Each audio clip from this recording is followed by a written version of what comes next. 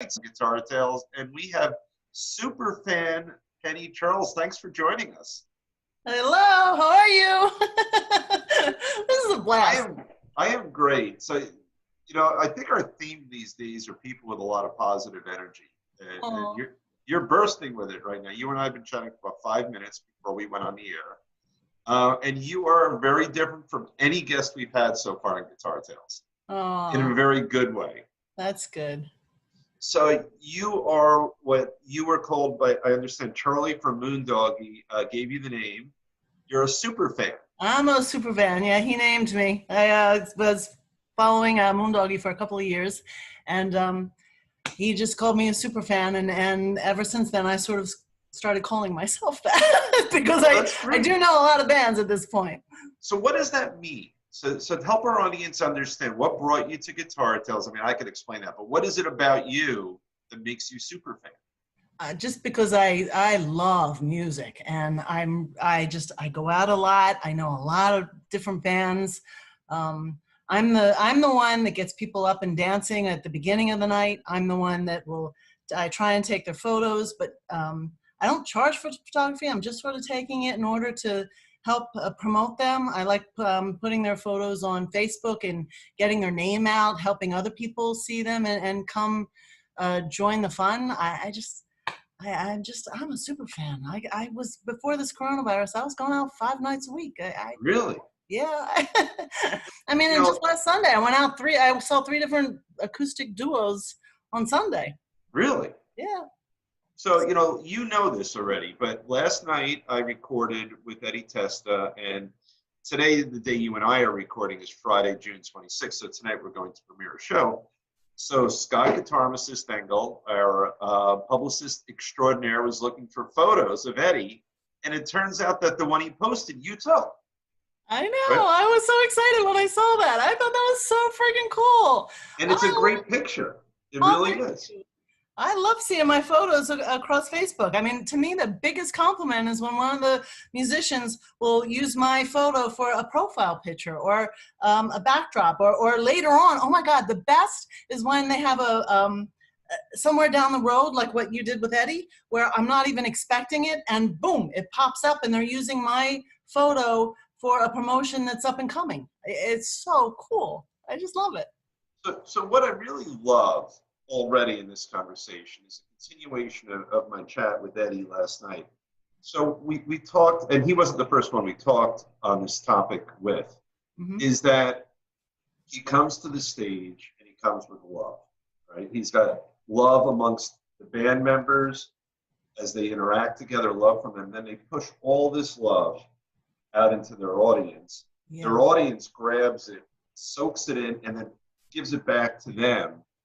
And I think that you are really, really, really keyed into that love, Oh, right? I am. I adore Eddie Testa, and you're absolutely right. That's exactly what he does. He is so good at being able to reach the audience and bring them back in. He brings people up on stage. If it's their birthday, he'll seek them out, he'll bring them on stage, he'll let them sing with them or dance with them.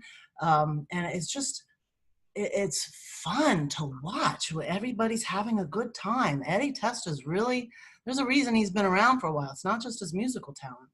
It's that personality, and we weren't even in front of we were in front of each other via a computer screen, but you could feel sort of that really nice positive vibe that was coming from Eddie.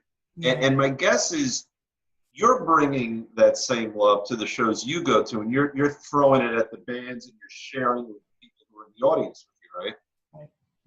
Yeah, I do. I absolutely do. It's again, it's because you're having fun. We're there for a common purpose. We all love music and live music. There's something about the energy and the beat and being able to share it with each other. And Eddie's really strong at being able to share it and you really you enjoy what he's doing because he's enjoying it. It's just it's a camaraderie. It's a give and take.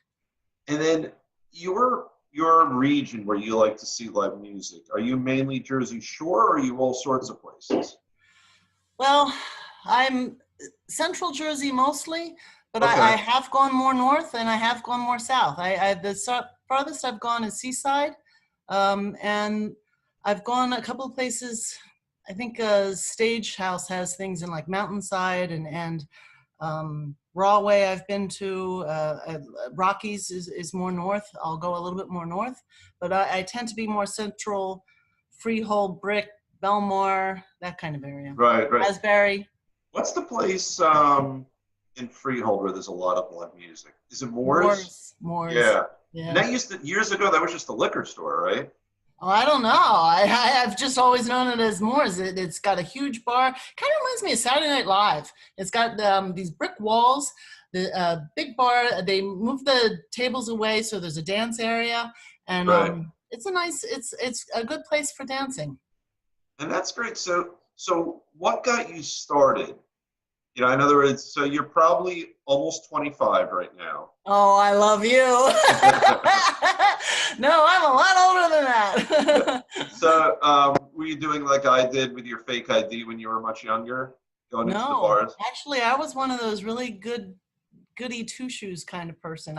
When I did come to, because I'm from Lancaster, Pennsylvania, so I'm home of the Amish Dutch. My grandparents were Mennonite, believe it or not. Oh, really? Um, yeah, but I came here and I did have a little bit of a wild side to me when I lived in Manhattan. Remember the Limelight and Yep, I yep. think it was a pink Cadillac, or there was a pink Cadillac coming out of a bar. I don't even remember what that was. But for the most part, I really didn't. I had kids, I had family, I went away, but around 2016, I think when I got divorced and I was feeling home alone all the time, that's when I finally started saying I got to get out more, and I started following Moondoggy Right, right. and Undisputed actually, and Okay. um, and then I started going out more and the biggest problem I had were my friends were in these cliques. They would only go see one band. You know, they Okay. were either an Eddie Testa fan or an Undisputed fan or a Moondoggy fan, and I couldn't get them to like go out and see other bands and other venues. So if they weren't playing, then I was home alone again. So I started making friends with the bands and trying to take their photos and stuff so that as a female, if I could go out and I didn't have someone with me, I still felt at least I knew the band. You were connected. Yeah. So So, that's interesting. So this whole thing only started about 4 years ago with you.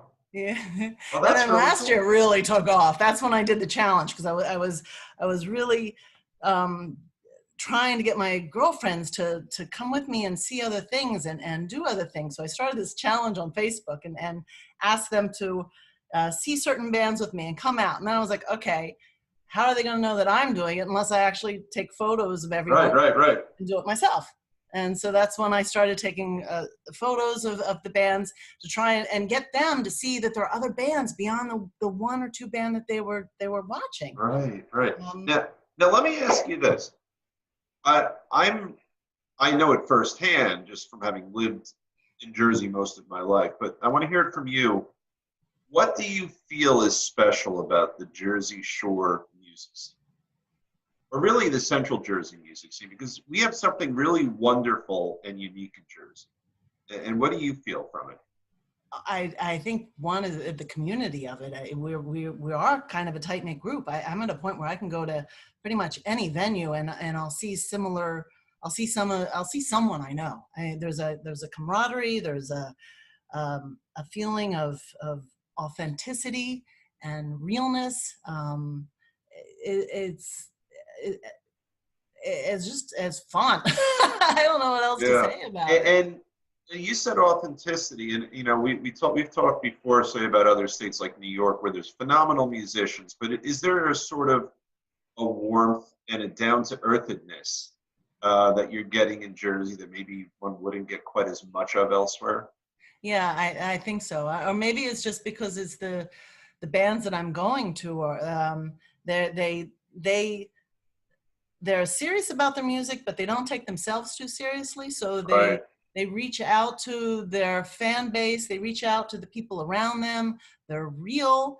When they get on stage, it's not always the most perfectly um, set program, but they're having fun with it. It's a sense of realness and not being afraid to explore and try new things, but they bring their fans along with them on the journey, which is what I like.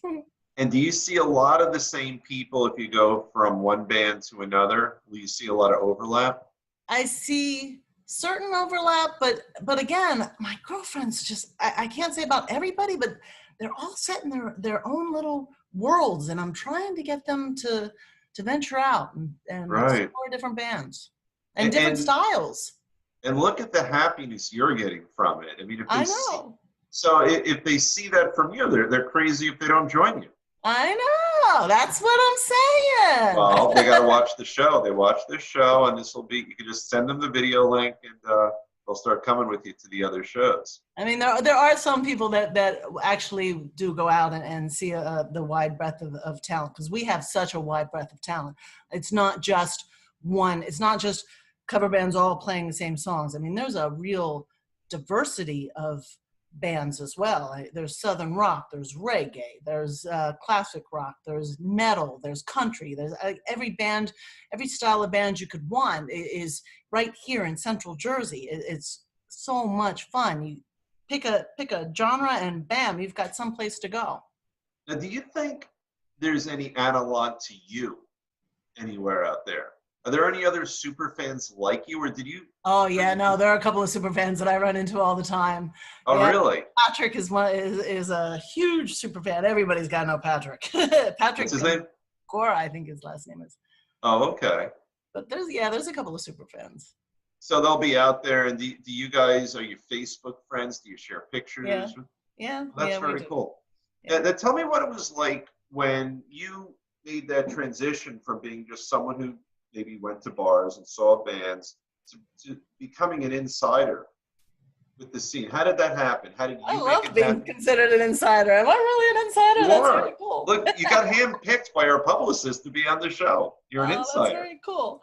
So, Uh, I think the transition for me was just the photography of taking photos and because every time I take photos, I will tag them, and right. most of the band members are pretty good about coming out and saying hello to me during the intermission, anyways, which is very cool. Like They'll see, I mean, having you're someone they've seen many, many, many times. And maybe, but then once I've taken the pictures, I connect with them, and I'll tag them on the photos, and then for sure, then they're immediately grabbing me so that come back, come back, come back. So right. and I got a new friend. Right, that's great. Now, so I take it, but maybe I'm wrong, that you're not just flicking photos with your iPhone. You're bringing a camera with you, or are you doing it with your phone? No. Everybody knows me. It's just my phone. I use a Samsung, and the the quality's really good. But then I'll also edit it in Google Photos. Oh, Not really? a lot. I do not change wrinkles or tans or anything like that. The only thing I'll do is maybe crop a shot to like the Eddie Testa shot. I probably crop that in a little bit because his facial expression was so adorable in that. It's such a good picture. But It really is. probably cropped it. Well, that's part of it. Is if you see it, because I take a lot of pictures in a night. I'll easily you don't want to hear this. I easily take about 700 to 1,000 pictures a night, and then Really? and then so part of it's maybe just luck, you know. It's, I Right. throw out all the because when they're dancing, when they're playing, they move so much. You can get blurry pictures. The lighting isn't right half the time because you're in a bar, so it's dark half the time. It's hard to get good quality shots when they're playing, especially on a phone. So I throw out a lot of shots, but if I can crop it to get that one special moment when Yeah. they're in the zone or when they're doing something special, that's what makes it fun. So you're really, I mean, even though you've kept your amateur status because you're not getting paid to do it, you're a rock photographer, really, when you I think guess about so, it. yeah. I really do enjoy. There's three things that I look for. I look for passion, intensity, and joy. If I can get one of them, that to me is what makes a great shot. Is Yeah. seeing one of those emotions. So it's funny, you know, I've been friends with Scott for 35 years, maybe. Wow. Yeah, we were in a band together many years ago. Never played anywhere, just played together, you know, just in our houses. But So I've seen all of these pictures of the smoking jackets over the years that he puts on social media, and I'm guessing that you probably took many of those pictures. Just the last year. The last year, but I had some great, oh my God, they gave me some great opportunities. They did this thing at Chevy's for Cinco de Mayo where they had like a toilet paper gun and a confetti cannon. And then Yeah, like, how can you not get great shots with that, you I know? know it's very cool. And And they're then very animated themselves. Scott's awesome to photograph. I like photographing him because he's just got that that way about him, and yeah, he's interesting to look at, you know. So he's fun to photograph. well, his current picture on Facebook, he's showing off the guns. He has one shot where his arm looks like he could take on the Terminator in it. Oh, But so that's really cool. So you start approaching the. I mean, you're going to the shows. They see you taking pictures, and at some point, I'm sure you say, "Hey, my name is Penny," and then I would imagine it got to the point where you got to know the people on a first name basis, and a lot of yeah. them. Yeah, but they're really easy. Like I remember meeting Smoking Jackets. I remember it was at the Stone Pony, and I it was several bands that were playing, and when they first started, there weren't a lot of people on the dance floor because it was early in the night. People tend to have a few drinks in them before they Yeah. before they get started. So I saw it as a great opportunity to video. So I just used my camera and then I started videoing them. And of course, then they're noticing me because I'm in the middle of the center of the floor videoing them. And then Tommy came up to talk to me. He's the keyboardist. Said hello to him. He was very warm and friendly. But they knew how to include the fans and meet them and make them feel good. So then when I posted their pictures, I think they were like, "Whoa, you can definitely come back and see us again." It's like, Yeah.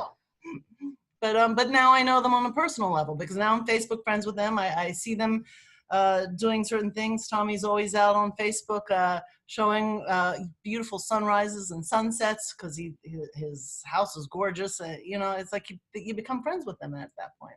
Oh, that's fantastic. So now, how do you choose? So I saw your list, right? We were emailing, getting ready for today, and your list of bands, I don't know, maybe 15, 20, 30 bands long. It was crazy in a good way. So first of all, how do you keep track of who's playing where and when? And then if you have the conflicts, how do you choose? Yeah, the conflict's the hard part. First, well, this is what's hard right now because of the COVID thing. Yeah. Normally, I will first go to some of the venues that I like the best. I'll go to, like for example, I'll pick Bar A, and Yeah. What a great place. oh, I love that place. And I'll look at their calendar, and I literally will put as for as long, if they've got 3 months out, I will put 3 months worth of who's playing what on my calendar, and I'll go to Bar A, I'll go to Moore's, I'll go to the Cabin or any of the local places, and I'll put the who's playing where. Then I will also go to the bands and I'll look at what they're playing at, because then, like if they have it posted, they're a month or 2 months out, then there may be places that I didn't think about as a venue, but I can go to them as well. So then I'll put on, Eddie Testa may be playing at, I don't know, Beacon 70 or something, which I wouldn't have necessarily noticed. So I'll put that on my calendar. Then another thing I like to do is on Facebook, I will look at Facebook, and the best thing a band can do is when you do those posts that say interested, going. Right.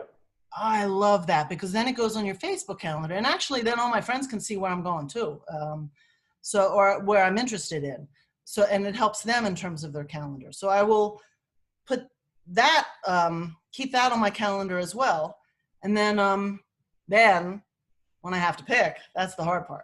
Yeah. Do you ever hit more than one venue in a night? Oh, absolutely. Well, I've done several. Yeah, I can definitely do more than one venue on a night. Or if there's two bands that I really like, or I will. If I have to choose, then I'll go by who haven't I seen lately that I want to catch up to, because it's also that camaraderie of who do, it's like, well, I haven't seen Phil Engel in a while. I really want to get a chance to see him again. So, I'll go and I'll make choices that way as well. But right now, because of the COVID thing, it's so hard. It is They're where all, you're making online choices. You know, yeah, because who's no live one's, event. but they're not, I don't know if the venues aren't letting them, but like the venues aren't posting it because it's acoustic versus bars. The bands aren't posting it because it's basically acoustic at this point. And Right. when you're acoustic, a lot of them don't know how to do the interested and getting it on their calendar. So they're just saying, hey, I'm going to be somewhere tomorrow. Hey, I'm going to be, or I'll be here this evening. And if I've worked all day, I may not even get the posting on time. So Right. it's hard right So now. you just gave me the greatest segue, because the next thing I wanted to talk to you about was to get the insights that are probably better than any band member we've had on the show so far. From a super fan point of view, I want to talk about the best things you see bands doing to promote themselves, but then maybe over the last few years where you've seen bands where you like what they do, but maybe they haven't been as successful in getting the word out. You know, what are the things you see them either failing to do or not doing? But let's start with the positive. What are the good things that you see bands doing to get the word out about themselves? I think Facebook is huge because I think a lot of the people that go to this nightlife are keyed into Facebook. So I do think that promoting yourself on Facebook is really important. Having a band site, having a schedule. The best thing you can do is have a schedule and show where you are over the next couple of months so people can tie into it and put their calendar on. Because not everybody has a lot of free time. So they may need the 2-week notice to know where they're going to be. So having that schedule is really helpful. I guess again, the venues, the venues promote them helps as well, but they shouldn't rely on the venues promoting them. They've got to promote themselves. They have to have, one of the things we've talked many times about is they need to have a reasonable amount of self-promotion to sell themselves to a venue. Right. A venue doesn't want them in there if they say, you bring the people, we'll bring the music. They have to bring the music in, at least some people, I would think. Right. Right. And what do you see? So I'm sure out there's some bands, you love the people in the band, you love their music, you love the vibe that they're bringing, but they're missing something in terms of the promotional aspect. What do you see some of the bands who give you most of what you want, but they're not getting the word out on? It's the lack of schedule. It's the lack of that interest thing. I know of a few bands that I adore, but they do not know how to promote themselves. And even I will have problems trying to figure out where are they tonight? What are they doing? Where are they up to? Trying to figure out or sometimes they'll have schedules, but the schedules aren't tied to their Facebook page. So you've got to Google them and go, I think there's something called a band calendar, or I know there's a couple of bands that are tied to this other website in order to find out what their schedule is. And when you've got to go to all these different places to figure it out, it's kind of hard. And you're so right, because I forgot who did it, but one of the bands I follow on Facebook, I want to say it was the Amish Outlaws, which is either the Amish Outlaws or the Amish Outlaws. I always get it wrong. Amish. I'm Pennsylvania Dutch. It's Amish. and I love them. Big Daddy was on our show. He was our third show, I think. And they had something going on, so I hit interested. And then suddenly it can leave my brain, because I know that at some point when it's coming up, and I think it was an online event, Facebook will remind me, you have an event coming up. My phone, during this interview, my phone just blasted, you have something coming up. And I have the sound off, so it didn't interfere with our show. My phone's hiding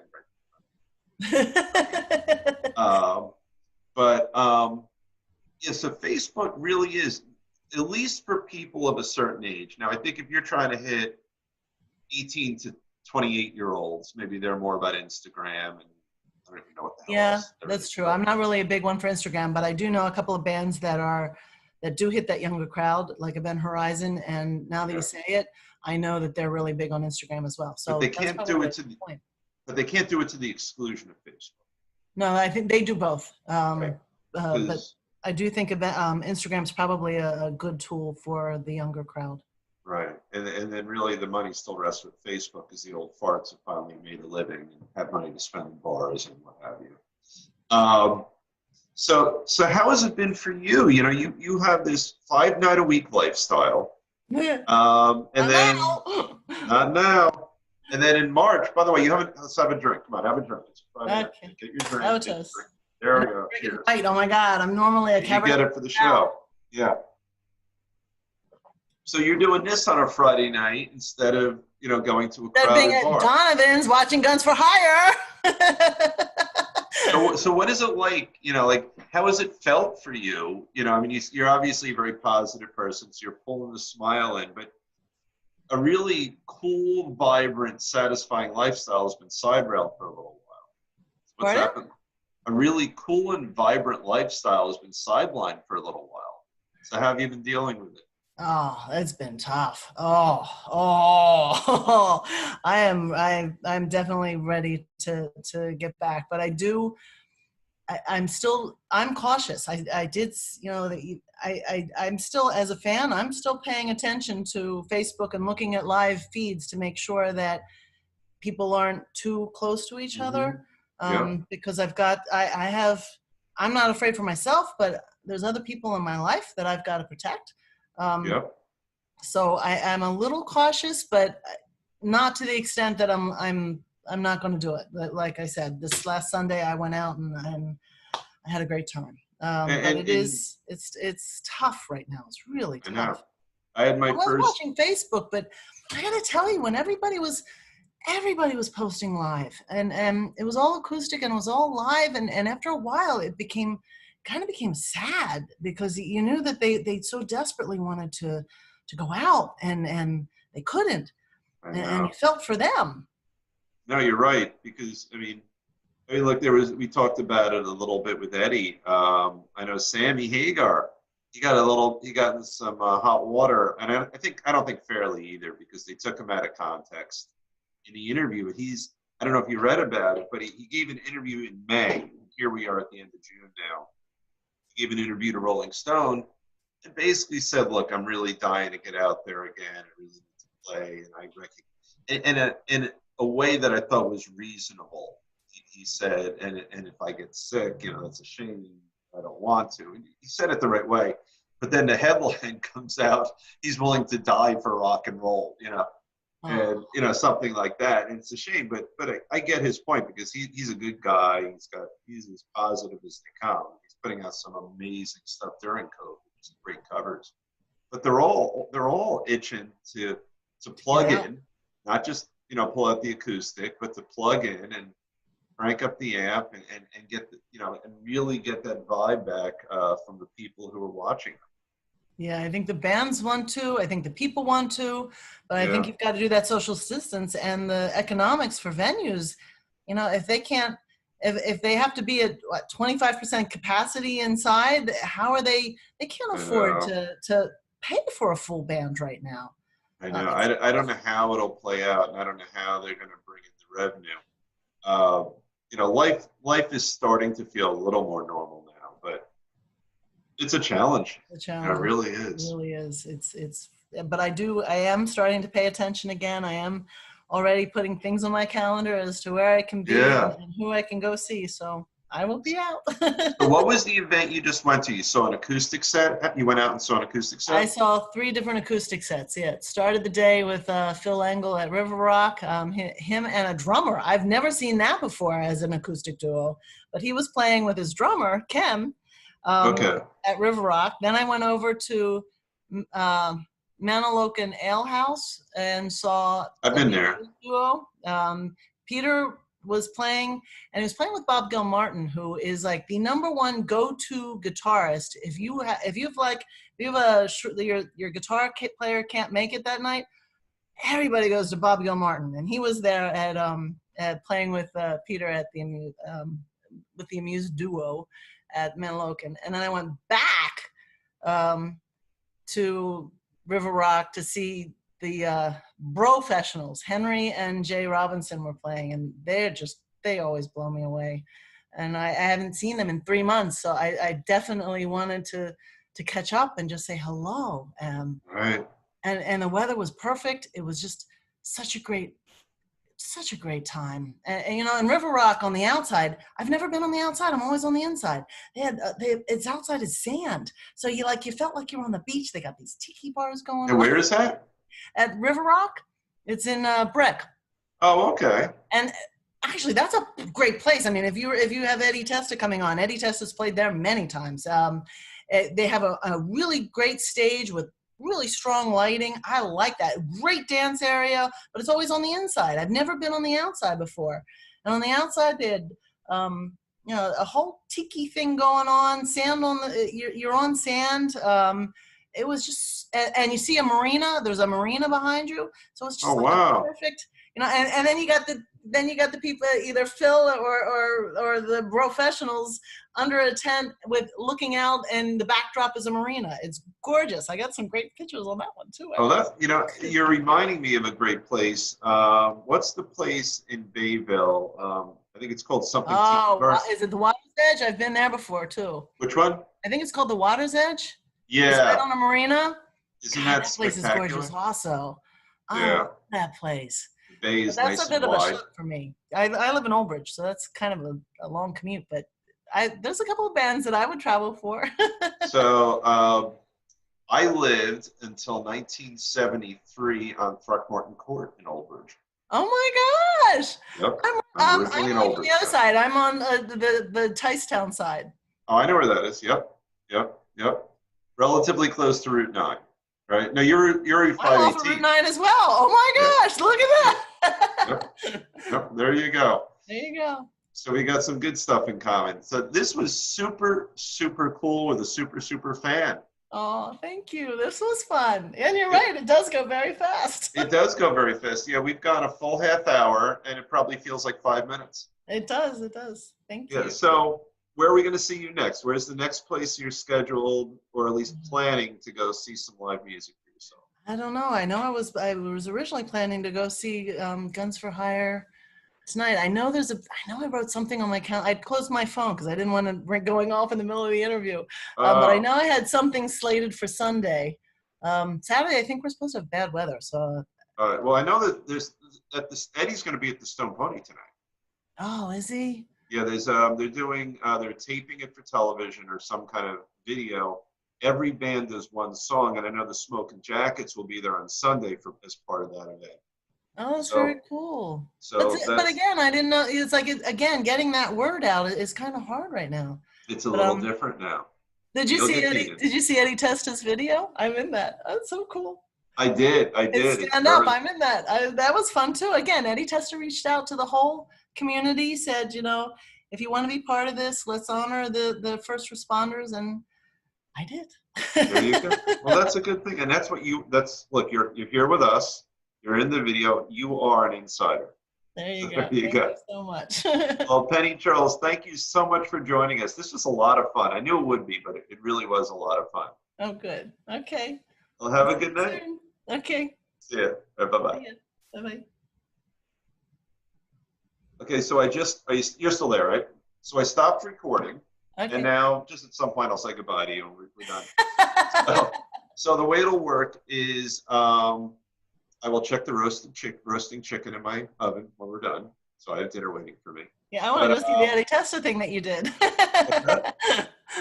All right, that starts. Did we set it up for 6 or 7? I forgot. I think you set it up for 7. Oh, okay, good. Yeah, so I'll eat my chicken and I'll watch that. But so what we'll do is this will load onto my computer. It takes about a half hour, a little less, and then I will take it from my computer. I'll upload it to YouTube, and then when that happens, I'm going to send a copy of the YouTube link to you and Scott. And then you could send it to anyone you want, but what we're going to do is Scott will set up a premiere for your show. Okay. So it's like a soft opening for a restaurant. Like you could do anything you want with it. But in terms of like mega social media, throwing it around, and I guess wait till we do the premiere. And you'll know from Scott, because he'll announce it. Okay. This was a lot of fun. Thank you so much. I feel so honored. Okay. Have a great night. Okay, you too. Bye.